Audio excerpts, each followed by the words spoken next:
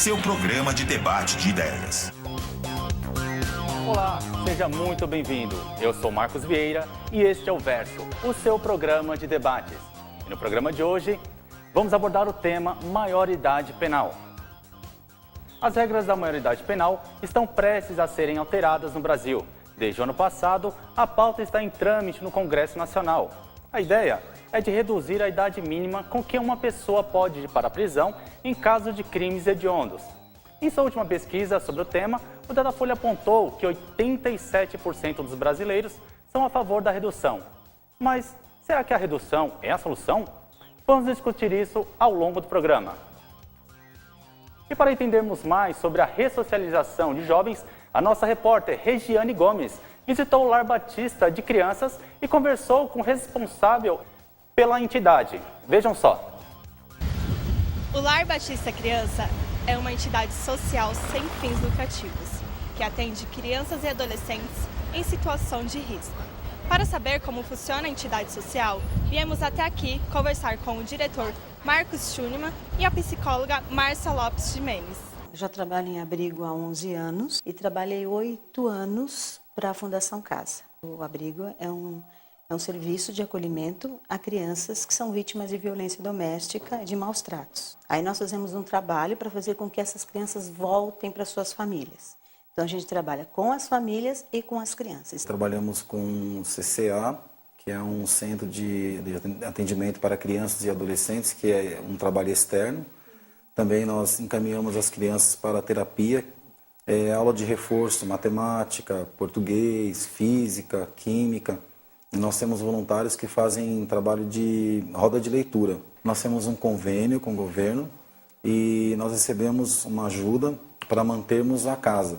E essa ajuda é para manter em todas as áreas necessárias, educação, na área de saúde, questão de roupas, alimentos.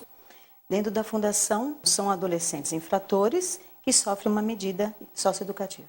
E no caso eu trabalhava com os adolescentes que recebiam uma medida de liberdade assistida e de prestação de serviço à comunidade. Eu acho que as crianças, não só as crianças como os adolescentes, eles são vítimas de um problema familiar. Faz uma diferença muito grande a família em todo esse contexto. Tanto no serviço de acolhimento a crianças e adolescentes, quanto na fundação, para as crianças que vão para a fundação, né, para o adolescente infrator.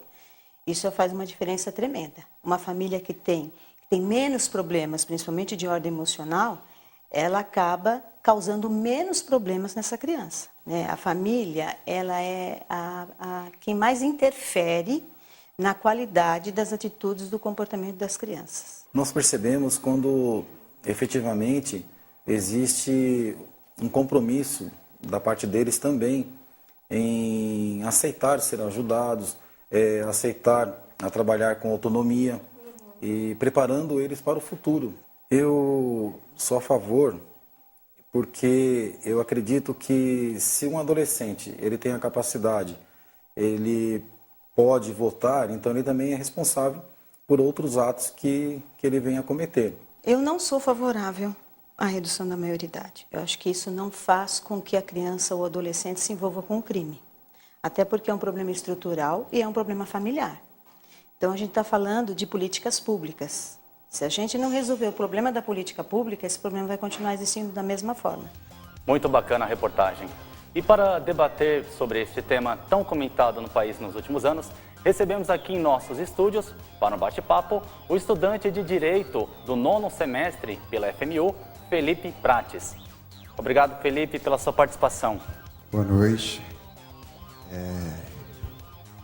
Sou estudante do 9º semestre de Direito e esse tema é bem interessante, que vai abordar também o tema de conclusão do curso que eu estou fazendo, que é a aplicabilidade da dignidade da pessoa humana no sistema carcerário. Também recebemos aqui a psicóloga Ângela Maria dos Santos, que faz mestrado em psicologia voltado a adolescentes em conflito com a lei. Muito obrigado pela sua participação, doutora. Boa noite, Marcos. Em primeiro lugar, eu queria agradecer, na pessoa da Giovana, a possibilidade de estar aqui e a gente poder debater esse tema tão caro para a nossa juventude e o futuro do nosso país. Eu sou Ângela, sou psicóloga, trabalho há 16 anos na Fundação Casa e participo de alguns coletivos. Participo do Conselho de Saúde do município de São Paulo. Sou primeira tesoureira da ASP Brasil, que é uma associação do sócio jurídico, e também sou delegada do Sindicato do Psicólogo, como também do Citraenfa, que é o nosso sindicato de base. Ok? Ótimo. Vamos à primeira pergunta. Vou explicar antes como funcionará o nosso debate. Nós temos aqui levantado algumas informações sobre diversos assuntos vinculados à mídia, vinculados a crianças e adolescentes. Vamos contextualizar a questão, colocar alguns dados para as pessoas que estão em casa se interem mais sobre o assunto e ambos terão direito à fala, à sua opinião. Vamos começar. Há uma visão popular que diz que o adolescente, a partir dos 16 anos, pode ser responsabilizado pelos seus atos, pois eles já teriam consciência de suas atitudes, como, por exemplo, o ato de votar, que podemos dizer que exige consciência e responsabilidade por parte do adolescente. Portanto, a pergunta, vou começar com você, doutora. Você acredita que o ato de votar mostra que a pessoa ela tem conhecimento, consciência do que ela está fazendo? Então, eu acredito que o ato de votar não é obrigatório, é opcional. Então, um adolescente, ele pode votar, mas não pode ser voltado. Ele não pode se candidatar com essa idade para ser um representante da nossa sociedade. Interessante colocar também que esses votos são contados como válidos, certo? Então, poderíamos até tentar mudar, reestruturar essa questão do voto, né, já que são votos válidos. E você, Felipe, qual a sua opinião sobre isso? Então, no tocante ao direito do voto do adolescente com 16 anos, eu acredito que isso também não é só um fundamento para ele ter uma responsabilidade penal. Porque até então, até os 17 anos, dos 16 aos 18 anos, o voto ele é facultativo.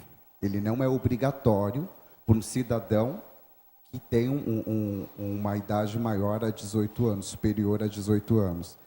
E é como a doutora falou, eu concordo também que isso não é uma base fundamental para trazer uma responsabilidade penal ou uma responsabilidade civil.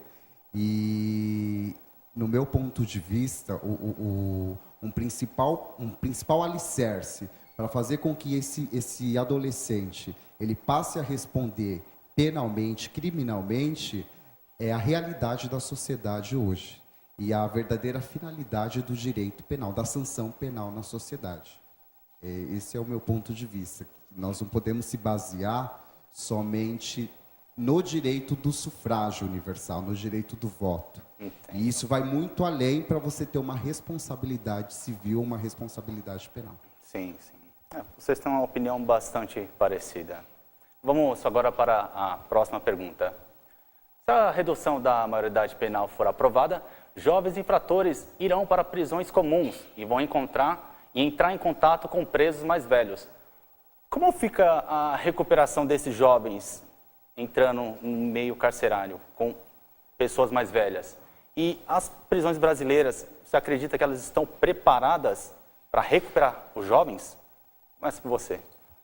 No tocante à aplicabilidade da sanção penal para um jovem, para um adolescente de 16, 17 anos, tem que ser muito bem planejado. Por quê? Você não vai pegar um adolescente e colocar numa célula com indivíduos de 30, 40 anos.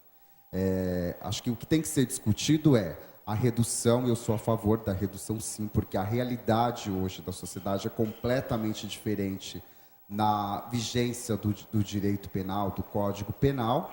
E o que deve ser estudado é até que ponto esse indivíduo ele pode ter contato com infratores de maiores riscos. Então, a verdadeira finalidade do direito penal, da sanção penal, é o quê? É reintegrar, é trazer de volta o infrator para o ciclo social. E a partir do momento que você tem um sistema falho, uma inaplicabilidade da sanção penal no tocante à reinclusão social, no tocante a você reeducar esse indivíduo, você não pode falar que você vai jogar ele ou você vai prender ele junto com maiores infratores. O que deve ser levado em consideração é o quê? É que precisa ser estudado como vai ser aplicada a sanção para esse indivíduo. E para isso nós temos vários meios, como Fundação Casa, que precisa de um projeto e tudo. Entende? Você, doutora, acredita que as prisões estão recuperando nossos jovens e até mesmo os adultos? Então, nós não temos dados que comprovem que o rebaixamento da idade penal vai reduzir o índice da criminalidade. Ao contrário, nosso sistema prisional aqui é um dos piores que existe. E a reincidência, segundo os dados, que para o sistema prisional é 70%. E no sistema socioeducativo, nós temos uma reincidência que dizem que caiu para 20%. Então, o sistema socioeducativo ainda recupera muito mais do que o sistema prisional. Vamos agora para o intervalo. Nosso programa está muito bacana. Você aí de casa, continue conosco. Estamos apresentando Versus. Voltamos a apresentar Versus. Voltamos a apresentar o Versus, que hoje discute o tema da redução da maioridade penal. Continuando o nosso debate, vamos a mais uma pergunta, trazendo também alguns dados aqui. Em 2014, cerca de 150 mil denúncias de maus tratos a crianças e adolescentes foram feitas através do Disque 100. O relatório realizado pelo canal mostra que grande maioria das vítimas, cerca de 55%, tem menos de 11 anos. A violência do tipo mais comum é a negligência, seguida de violência psicológica com 45%, física com 21% e sexual 13%. A pergunta direcionada para o Felipe, em base desses dados, é: o jovem que sofre algum tipo de violência, você acredita que ele tem mais chance de entrar para o mundo do crime? O que acontece? Isso já é uma patologia, né? Então, se você tem o seu ciclo familiar e o ciclo familiar ele já tem esse desequilíbrio, é bem provável que esse indivíduo ele vai ter um distúrbio em decorrência da revolta que vai causar no emocional dele. Então, os números mesmos falam que a criança que ela não tem uma base, um fundamento, não tem carinho, amor, respeito dentro do seio familiar, é bem provável que essa criança vá para um outro caminho que não seja o correto, né? E você, doutora Ângela? Então, apesar da gente ter a Constituição Federal, que no artigo 5º e 6º assegura que são direitos e prioridades da criança e do adolescente, saúde, moradia e educação, e que não é só a família que é responsável para assegurar esses direitos, a gente ainda observa muita dificuldade. Na minha prática, eu tenho observado que a questão da violência doméstica é um dos maiores fatores que faz com que o jovem se torne violento. Então, eu acho que a gente tem que, sim, assegurar esses direitos, não cabe só à família, cabe à sociedade e à comunidade assegurar esses direitos, mas também que a gente teria que interferir como políticas públicas diretamente na questão da violência doméstica. Okay? Certo, ótimo. Um dos fatores que faz o jovem entrar para o mundo do crime é a desigualdade social, pois jovens pobres, moradores de periferia e negros ainda sofrem muito preconceito no mercado de trabalho e no meio acadêmico. Doutora, o combate a estas desigualdades sociais poderia ser uma ferramenta para a diminuição dos jovens entrarem para a criminalidade? Sim, então, nesse momento, nesse atual contexto, onde a gente vê a redução de direitos sociais e a pauta do Congresso ter as PLs em relação à redução da idade penal e não pautar a questão dos direitos sociais, eu acho que isso é muito preocupante. Eu acho que a gente está indo para uma tendência de um aumento à criminalidade, aumento a essa desigualdade, né? Que o nosso Congresso, nesse momento, ao invés de estar pautando questões que contribuam para reduzir essa desigualdade, a gente está pensando em questões que aumente a punição. Então, estou muito preocupada. Você concorda com isso? No meu ponto de vista, não é nem a questão de aumentar a punição. É no sentido de procurar uma solução para a realidade da sociedade.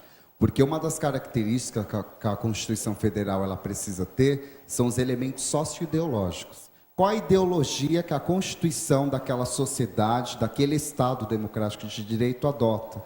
E a desigualdade social é algo muito preocupante, sim. Porém, você utilizar esse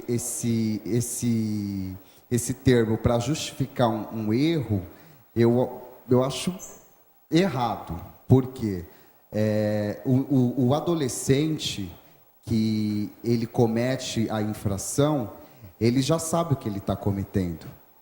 Então, você deve se pensar muito em questão só de desigualdade, porque você vê adolescente de classe média, de classe alta, que comete uma infração penal. Muito interessante essa sua colocação. O debate está muito bom, só que agora nós vamos ter que ir para um breve intervalo. Já voltamos com Versus. Estamos apresentando Versus. Voltamos a apresentar Versus. Versus, o seu programa de debates, está de volta, hoje discutindo o tema maioridade penal. E para isso, nossa repórter Regiane Gomes foi às ruas para descobrir o que o jovem pensa sobre este assunto. É com você, Regiane. O tema redução da maioridade penal causa muita polêmica. Como vimos, segundo uma pesquisa do Datafolha, diz que a maioria dos brasileiros são a favor. Mas será que isso é verdade? E se sim, por que são favoráveis? Para saber melhor, nossa equipe está aqui no centro de São Paulo para ouvir a voz dos jovens. Esse é o quadro O Jovem Fala. O que você acha da maioridade penal passar de 18 anos para 16 anos? Eu não concordo. Porque eu acho que não é só isso, a gente tem que pensar, eu acho que isso não resolveria o problema da criminalidade. Eu acho que o problema é outros fatores, não é só reduzir. Eu sou a favor, porque eu acho que jovens a partir de 16 anos já têm uma noção do que eles estão fazendo e já têm que lidar com a responsabilidade dos atos deles. Eu acho que é um absurdo, porque você vai acabar colocando os jovens num lugar onde tem bandidos mais experientes, eles vão acabar na prisão, vão acabando se envolvendo com pessoas piores que eles e vão sair de lá piores do que entraram. Eu acho super a favor, já que com essa idade, uns 16 anos, a pessoa já tem a consciência dos atos dela. Então ela pode também muito bem responder pelos atos que ela faz, pelos crimes que ela cometeu. É justo em comparado assim, com outros países do mundo afora, Europa, Ásia. Eu sou contra a maioridade penal, porque eu acho que diminuindo a maioridade penal, você vai aumentar o nível de pessoas, de carcereiros em prisões, você não vai oferecer uma boa qualidade educacional, você não vai ter uma infraestrutura populacional para essas pessoas, para esses jovens. Eu acho que é válido sim, eu acho que é importante, mas eu acredito também que exista uma certa desvantagem, porque você vai acabar criando um novo problema para essa faixa etária dos 14 até os 16, por exemplo, que são influenciados pelos mais velhos, podem ser usados pelos mais velhos para cometerem crimes, os quais eles não vão ter como arcar, diferente dos de 17 e 18. Então, mas eu sou mais para a favor, realmente. Eu acredito que vai resolver, porém pode gerar novos problemas. Bem, vimos diversas opiniões sobre o tema. Vocês acreditam que a mídia contribui de uma forma negativa ou positiva sobre este assunto? Então, analisando até mesmo o ponto de vista dos jovens, dos adolescentes, você percebe o quê? Que a principal preocupação deles é que isso não resolve o índice de criminalidade. E eu concordo que isso não resolve. Isso é um primeiro passo para você tentar procurar reduzir esse índice. Porque quando você fala de menoridade ou redução da menoridade penal, você se remete ao quê? A uma política pública. E é óbvio que você não vai pegar um adolescente e encarcerar ele com um infrator que tem já ali 20, 30 anos no crime. E a mídia, ela influencia muito. Como eu falei, eu sou a favor da redução da menoridade penal. Por quê? Porque hoje a realidade é completamente diferente há 20 anos atrás. Então, há 20 anos atrás, você pegava um adolescente de 16 anos, ele não sabia muita coisa que um adolescente de 10, 12, 13 anos sabe hoje em dia. Então, em decorrência da publicidade, da abertura em questão de criminalidade, da inimputabilidade e da falta de aplicação de uma sanção penal para um adolescente, eu acredito que isso influencia muito, sim. Até mesmo para as grandes facções e para os líderes dessas facções utilizarem esse adolescente para cometer o crime, já porque ele é inimputável. Você concorda com ele? Então, eu acredito que as mídias tradicionais influenciam negativamente, né? Eles fazem um apelo emocional e muitas pessoas já sofreram violência, já viram algum ato de violência. Então, que sentimentos afloram nessas pessoas? A mídia tradicional acaba reproduzindo a falta de segurança e isso leva a população a querer a vingança.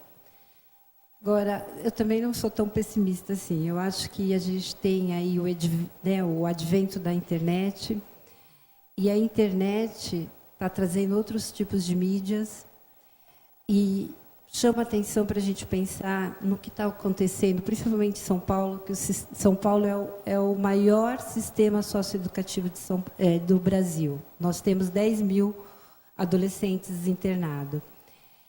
E a gente não pode desconsiderar que, através da internet, os jovens estão tendo uma nova possibilidade de comunicação e de reproduzir a notícia. Então, acho que a juventude está conseguindo, através de uma mídia alternativa, fazer muitas coisas que a gente não consegue, né? Se organizar e tentar falar de uma outra maneira que não seja a criminalidade, né? Aproveitando o gancho, vamos falar um pouco sobre os jornais sensacionalistas, principalmente os televisivos. Eles mostram as ruas cada vez mais violentas com jovens infratores. O que você acha disso? Então, eu acho que é essa questão. Esses jornais, eles exploram a questão da violência. Essa questão da violência aflora sentimentos nas pessoas de insegurança e que as pessoas vão pedindo uma punição maior e em função de buscar uma segurança maior. Você acredita, então, que seja de acordo com o impacto? O impacto. Você acredita nesse impacto? O que, na verdade, essa mídia alternativa, ela abre portas também para os jovens que pensam que o protesto, a manifestação é uma questão de banalidade. Então, a doutora, ela citou o passe livre, as escolas que foram ocupadas pelos estudantes. O que nós não podemos esquecer é o quê? Que existem adolescentes e jovens que aproveitam essa oportunidade para banalizar um ato de protesto. Então, se você analisar lá nos anos 70, 80, os estudantes, eles tinham uma força e uma voz muito ativa na sociedade. Certo. Felipe, aproveitando que você está com a voz, nós estamos quase no nosso fim do debate. Eu gostaria de ouvir de vocês as suas considerações finais, se vocês são a favor ou contra a redução e por quê. Desde quando começou o programa, eu tenho falado, eu sou a favor da redução, sou a favor de políticas públicas no sistema penitenciário, porque ressalto que a finalidade do direito penal é reintegrar, ressocializar, resgatar o indivíduo para o ciclo social. É como o sociólogo Durkheim falava, que só haverá uma inclusão social a partir do momento que a sociedade fazer com que aquele indivíduo se sinta importante, se sinta no ciclo. Então, se você tem um adolescente que ele está perdendo, que ele está saindo do ciclo social, o que você tem que fazer? Criar políticas públicas, esse é o principal ponto. É políticas públicas e uma reforma no sistema penitenciário. Só aí a gente pode falar em um índice menor de criminalidade. Ótimo. Você, doutora, se demonstra contra ou a favor? Eu sou contra a redução da idade penal. Né? E como eu sou psicóloga, eu gosto de contar casos, né? De trazer, porque a gente fica muito preso a números. Eu acho que isso é muito o papel do gestor. Então, eu gostaria de falar de um caso. Então, essa minha consideração, lembrando de um atendimento individual realizado a um jovem, que antecede a uma grande rebelião. O jovem apresentava uma fragilidade egóica, sem figuras parentais, sem pai e mãe presente.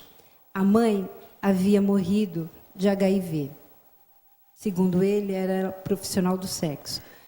Existia um histórico de incesto familiar e ele ele tinha uso abusivos de droga. Ele chega na sua fala e pergunta: o que vai acontecer? Mostra-se confuso, permanece em silêncio o resto de todo o atendimento, sem dizer nenhuma palavra. Sua mudez traz muitos significados que não consigo compreender naquele momento. Posteriormente, saiu de férias, acontece a rebelião e o jovem se desagrega. É internado em um equipamento de saúde mental, permanecendo muito tempo e depois transferido para um abrigo com pessoas com problemas de saúde mental. Continuo essa minha pequena reflexão sobre esse tema e pergunto: o que vai acontecer com a nossa juventude? Eu digo que a nossa juventude morre no nosso país como se tivesse uma guerra não declarada. Saiu um estudo essa semana que morrem mais adolescentes no Brasil do que na guerra da Síria. Muito bacana a visão da senhora. Okay. Esse lado psicólogo realmente tem que ser levado em consideração aí para os nossos governantes. Eu quero agradecer novamente a participação dos nossos convidados de hoje, né? E também aos nossos apoiadores, que graças a eles foi possível a realização deste programa. A rede F-Parking de estacionamentos, a indústria e comércio de móveis Viquiato, ao Lar Batista de Crianças, a rede de móveis Interdomos Laffer, a Bernal Vidros e Molduras, a lavanderia Algi Clean, ao espaço Ulalá, aluguel de trajes finos, Devore Massas, ao Citraen, Sindicato das FEBENs, a especialmente Cristiane Mineco, consultora de imagem Make Hair, a Móveis Citoflex e ao nosso amigo querido cenógrafo Marinho. E a todos vocês, obrigado por acreditarem no projeto Versus. Obrigado a você de casa e toda a equipe. Nos vemos no próximo programa. Este foi o Versus, programa de debate de ideias. Boa noite.